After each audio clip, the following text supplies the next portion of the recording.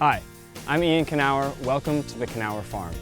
After a decade of traveling the world in search of the best food, I realized that the way that we cook and eat right here is not just down-home country cooking, it's world-class food. And it's the picture of what American food should be. Cooking this way is like returning to a healthier and more fulfilling lifestyle. The farm has been in the family for hundreds of years. It's nurtured us for generations.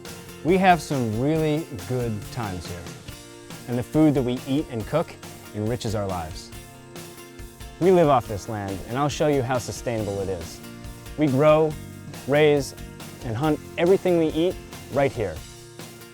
In a way, it's like returning to a time before grocery stores and fast food fixes. It's fun, it's rewarding, because it is a ton of hard work. But at the end of the day, we sit down to some pretty incredible meals. I'm Ian Knauer, and this is what I do.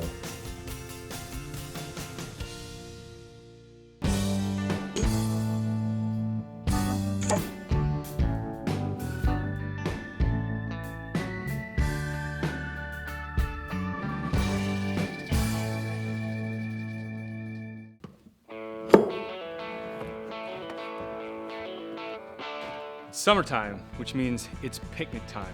This weekend, my cousin Leif is coming with a bunch of his army buddies, and they spent a lot of time in the military, which means they missed out on a lot of great picnic food, and they have been craving them. So they're coming up, and I'm gonna cook them a taste of home.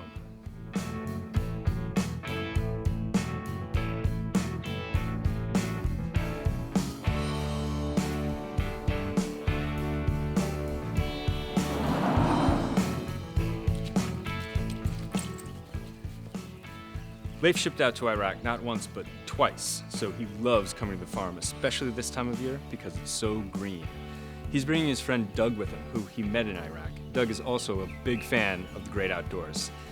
Their friend Pat, who was a Marine, is also coming, and Jim, who spent time in the Army in Korea. These guys are excited to eat good, down-home American cooking today, and they're bringing their friend Big Phil with them just to help with the leftovers.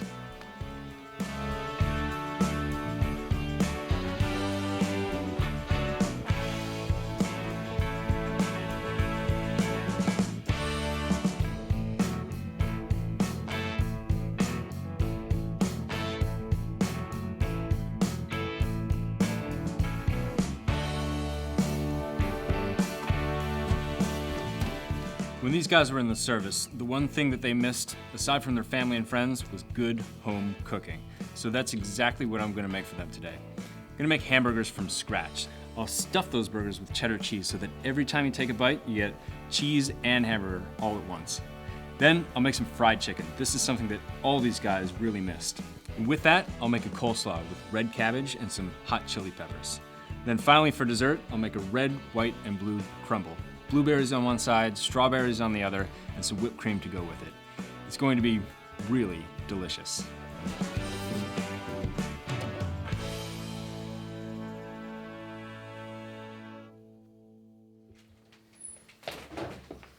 All right, guys, lunch is served. Yeah, I'm going home.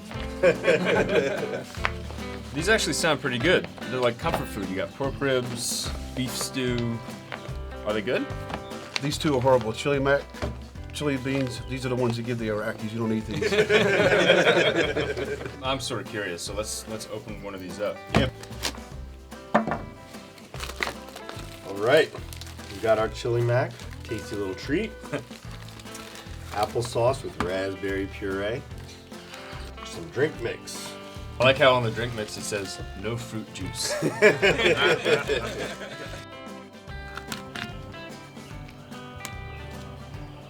right, man. Look at that. Just for you, buddy. Let me give it a try.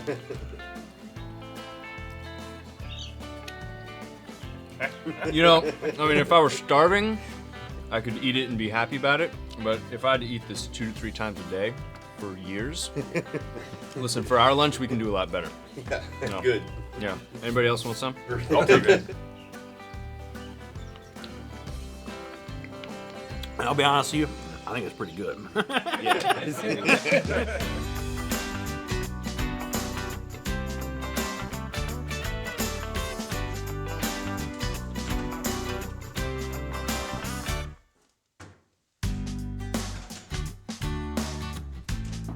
gonna make a coleslaw to go with our 4th of July picnic. And this is a slightly different take on coleslaw. It's not mayonnaise based, it's vinegar based. So it's a little lighter, help balance out those heavy burgers and that fried chicken. And it features peppers, lots of peppers. So I'm gonna pick 3 of these hot peppers, a jalapeno, a habanero to make it extra spicy. And then I have a Fresno chili here. This red one, it's actually not spicy at all, it has a sweetness. So I'll throw them in the bowl. Now I have a bell pepper. This is an orange bell pepper. If you have a red or a yellow bell pepper, that'll be just fine. Slice that really thinly. Get rid of those seeds and those ribs in there too. You can just take them out. Slice this pepper as thinly as you possibly can, and then put that in the bowl with the hot chilies. Now, I want to shred my cabbage. I've got 2 pounds of red cabbage here. Just cut this in half. And the best way to do this is to use an adjustable blade slicer. Now, this is a Ben Reiner. You can see on the back there are these screws. It helps you determine the thickness of what you're slicing. This is a really easy way to get something sliced really thinly, really quickly. But be careful of your fingers. Don't cut the tips off.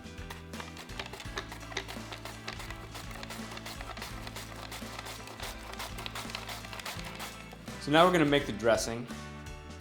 I'm gonna start out with 2 tablespoons of brown sugar, about 1.5 teaspoons of fine sea salt, 1/3 cup of apple cider vinegar, and you can use white distilled vinegar if that's what you have. Even white wine vinegar would work fine with this. And then about 1/4 cup of extra virgin olive oil. So I'm gonna put some dried cranberries in this too. This will give us a nice sweetness. It'll help balance that vinegar. Got my cabbage. I'm just gonna toss that in the bowl with everything else. I'll pick a couple little sprigs of dill, put that on top. Now I'll just toss it all together.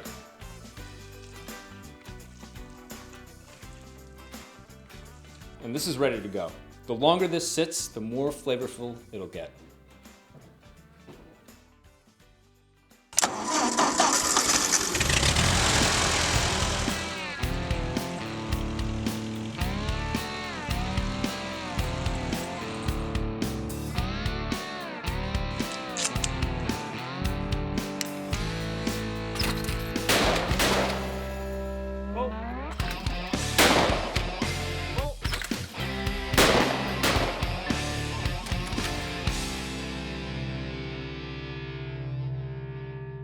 Leif, do you remember that letter you sent me about the family that fed you in Iraq?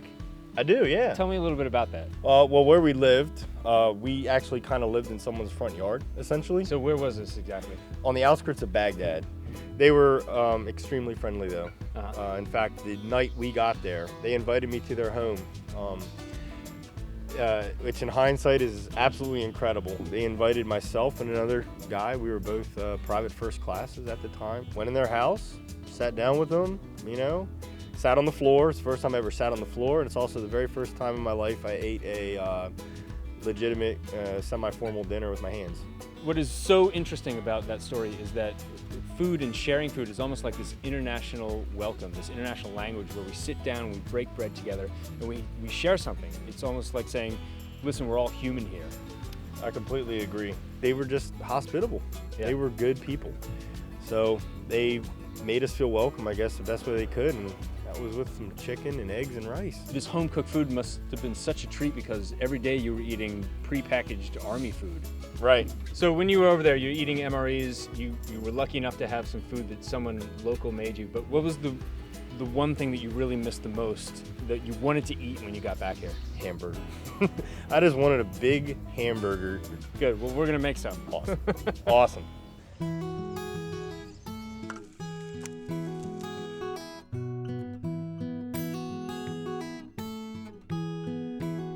Leif mentioned that he was really missing a good all-American hamburger. Now, I could go out and buy ground meat to make him a really good hamburger, but the best hamburger that I've ever had is when I grind my own meat. So I've experimented with different cuts, and my favorite cut to use is skirt steak. Skirt steak has a much meatier flavor. It's marbled with a lot of fat, which of course is additional flavor. So I have about 1.5 pounds of skirt steak here. And you can see this marbling.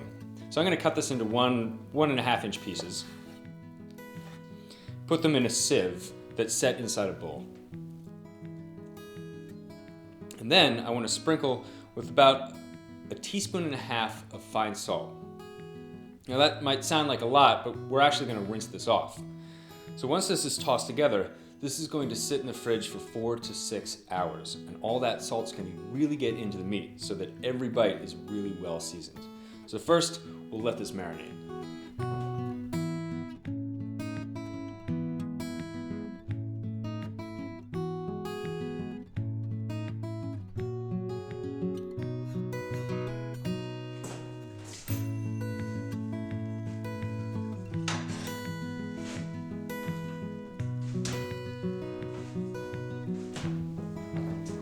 So the skirt steak has been in the fridge sitting with that salt for about 4 hours now.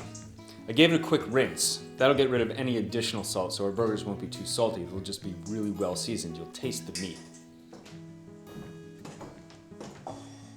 Now, I'll assemble this meat grinder and I'm using a 1/4 inch die. That's the size of the hole that the meat comes out of.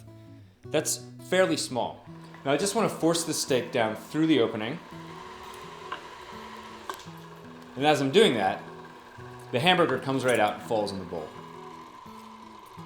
Now a lot of people like to grind their hamburger twice. It makes for a softer burger. Now I like a really steaky burger, so I only like to grind it once. So I'll just keep feeding the steak in there until it's all ground.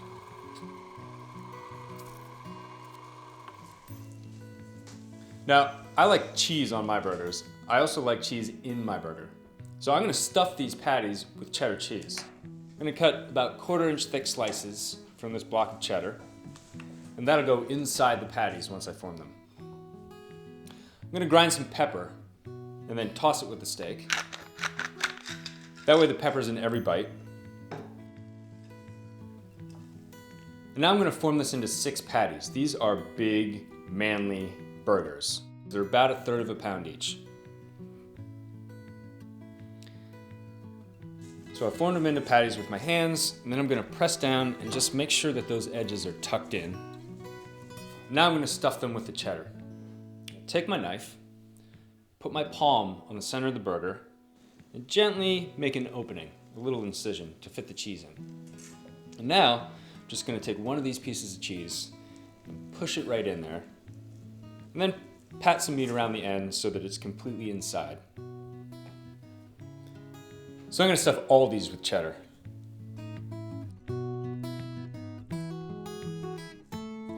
Now these are ready to go to the grill.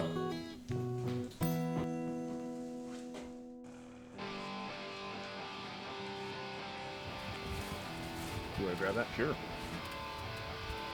Pat, I know that you said that you love fried chicken, but Leif said he loves burgers, so That's good, man. I got some burgers. I put some cheese in the center of the burger, so every time he takes a bite, it'll be a nice surprise it'll drip all over. Oh, you're making my mouth water, bro.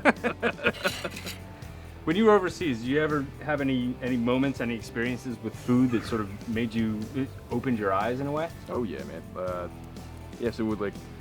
This is 2003. They fly us into northern Iraq on cargo planes, and they say we'll be resupplied and like covered in 3 days. 3 days turns into 2 weeks, and they only gave us 3 days worth of food. So you didn't eat for 2 weeks? I know we ended up getting supplied, but for 3 days, like after our MRE started running out, we didn't know what we were gonna do. But as soon as we landed, some of the locals came up, and they brought us these trays of meat and pita bread, probably something else, and like rice. And they just brought up there like a peace offering. This is sort of a nice welcome. Oh yeah, and we just take it, and they don't know that we don't have any food. But we're like, thank you very much for bringing us these plates of food. So we take it and we start divvying out between the platoons. We don't even know what it is. We're thinking, wait a minute, there are no cows anywhere nearby. What was it?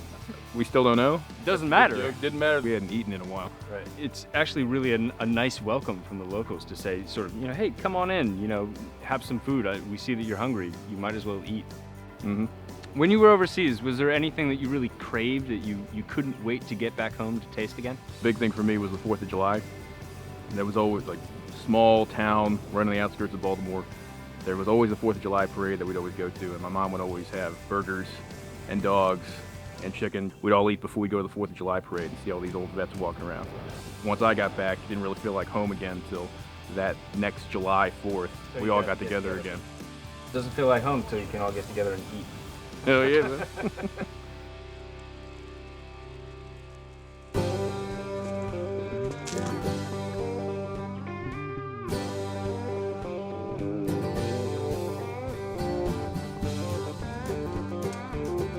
Makes perfect sense to me that if you can't get your hands on some good fried chicken for a while, you're really going to miss it. I love fried chicken. I've had all different types, but my favorite is a cornmeal crust. That's what I'm gonna make for the guys today. I'm gonna start out by brining the chicken. This will get extra moisture, extra flavor into the meat itself. So I'll put together 4 cups of water and a little bit of brown sugar, just a tablespoon or 2. I'm gonna mix that together with a 1/4 cup of salt,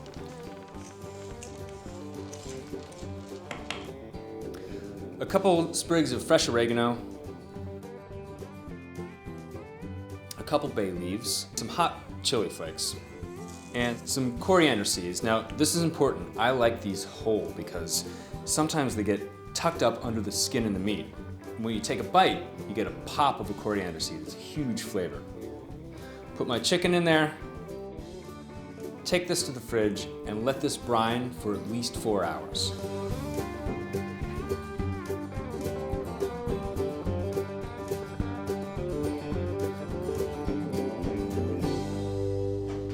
Got my chicken out of the fridge. It's been brining now for about 6 hours. In fact, you could let this go overnight if you want to. I'm gonna pat this dry. Then I'm gonna make my cornmeal mixture. I'm gonna take 1.5 cups of fine cornmeal and just stir that together with about 2 teaspoons of paprika and another 1/2 teaspoon of salt. Some black pepper, about 3/4 teaspoon. Stir that together and make sure that it's all well combined.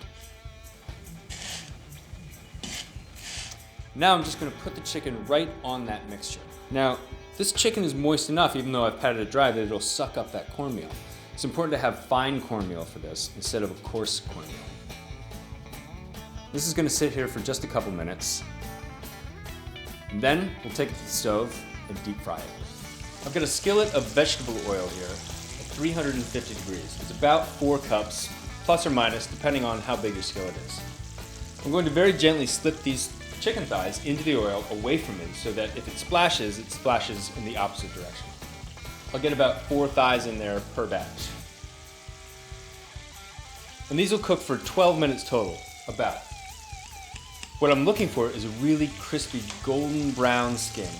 And the bone in the chicken thigh starts to just pull away from the meat. That's a really good indicator of when they're done.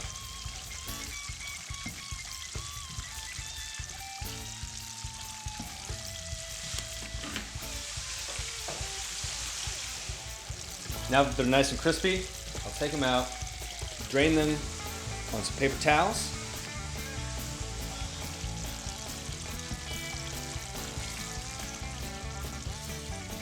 The cornmeal is a really crispy crust. And of course the chicken itself is super juicy and moist. I know that these guys are gonna pounce on this as soon as I take it outside, but this also makes really excellent leftovers. I'm hoping there's a piece left over for me for breakfast.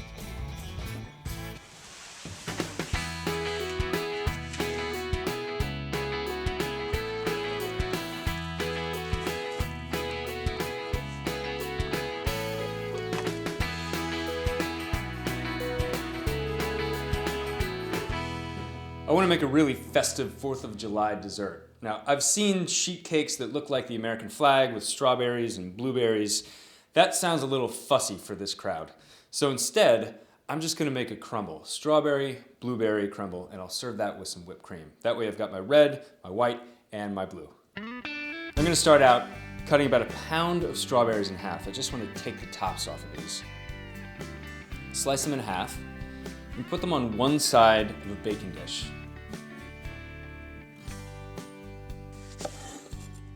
Then on the other side, I'm going to put 1 pound of blueberries.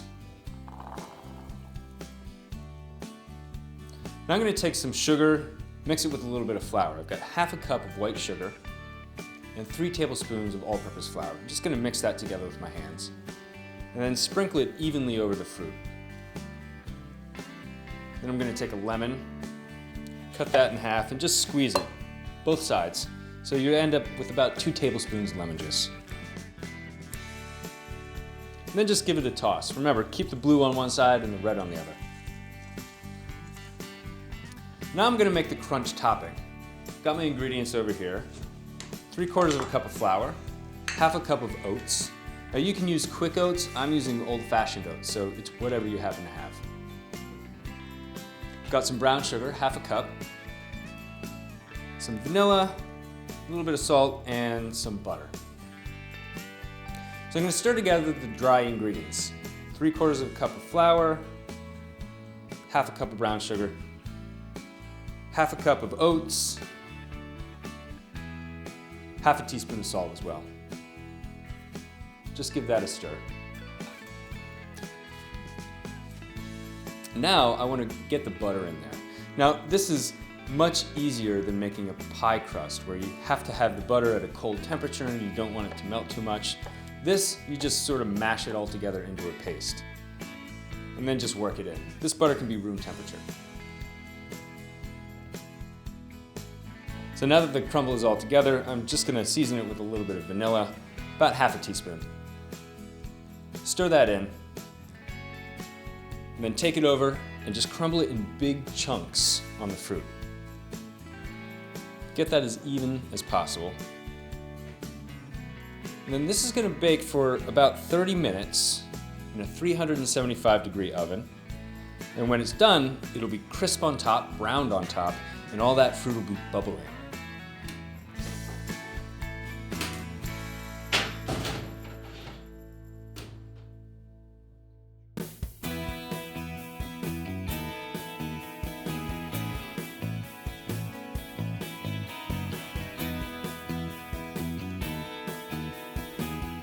I want to whip some cream to go with our strawberry blueberry crumble. I have a cup of heavy cream and about 1/3 cup of sugar. And I'm just going to whisk that together until it thickens up. This only takes a minute or two, and it'll definitely get your arm in shape. All right, whipped cream is all done. Take the crumble out of the oven, and we'll take them both outside.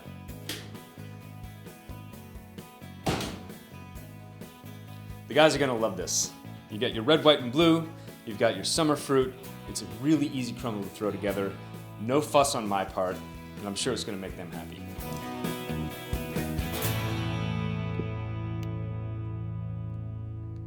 You know, I love sitting by the fire. It's always been one of my favorite things ever since I was a kid, sitting at a fireplace. And I remember in Baghdad, we'd sit around this burn pit, and it was just terrible because all you were doing is burning trash. Being in Korea, it was a little bit of a shock. I mean, I was used to eating MREs. Not all MREs are created equal, so some are better than others. Breakfast tended to be just like dinner and lunch. So your options are pretty limited, so you can't really have wings or burgers, the traditional American food. So you kind of had to venture outside of what's your comfort zone. I was stationed in Iraq for a couple tours. We had the option of eating MREs or local food, and the local food consisted of goats and sheep and vegetables. It was okay. I mean, it took care of the hunger, but it wasn't home. Every trip I come back, I wanted something fried, and I wanted something with gravy on it. I'm ready for some Knauer chicken.